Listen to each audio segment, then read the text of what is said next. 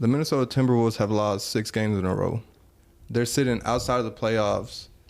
The Jazz, their last 4 games, they've all been decided by 5 games or less. 5 points or less. So they're just having a really tough schedule, I feel like. So I feel like they're not playing as bad as it looks on paper. The Jazz are.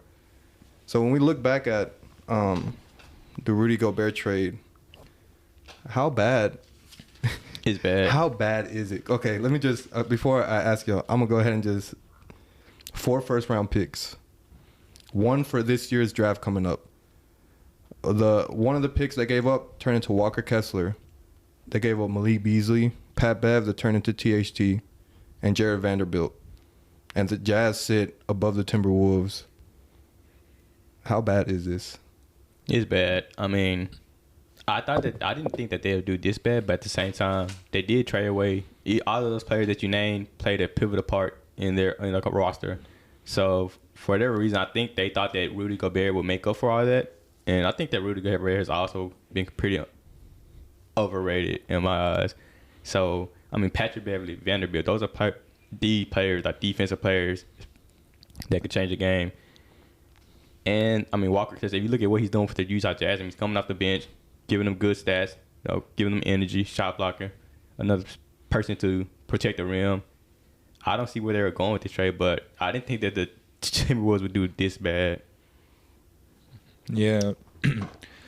In hindsight, it's a bad trade for Minnesota, but it worked out great for Utah.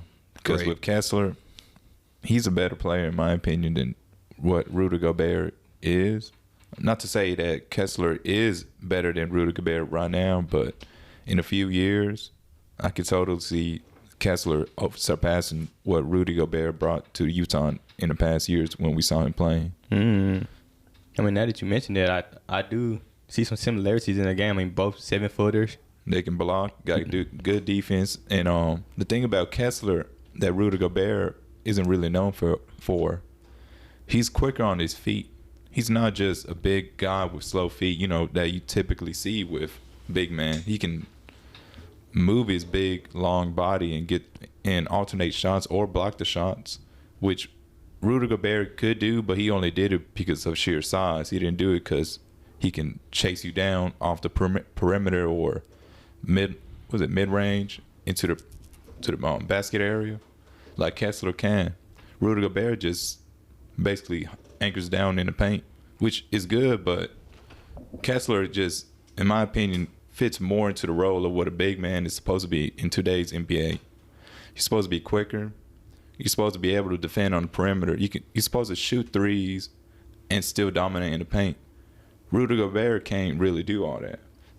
Kessler, he's not an ace in all those areas either, but he does a pretty good job defensively for sure. Offensively, in my opinion, he has more talent than Rudy Gobert, but again, he's not an offensive threat. Yeah, he's a rookie, and that you mentioned, I feel like his potential is best and better than Rudy Gobert because he's already doing what Rudy Gobert does, and he's a rookie, so he has years they can develop his offensive game. Because right now, Rudy Gobert has been in the league for a while now, and he has zero offensive game besides catching lobs, right? And the lobs are coming from the guards getting doubled or just easy lobs, right? Easy lobs. Besides that, like, he doesn't have any post moves or he can't shoot. He really has like no offensive game besides like depending on the team getting him open. So yeah, the potential is there for Kessler for sure. A bunch of upside, and it's insane how Rudy Gobert has been in the league this long and no offensive progression, really. Yeah. But I can definitely see in the offseason what the Timberwolves were envisioning, but they gave up way too much, way too much for Rudy Gobert.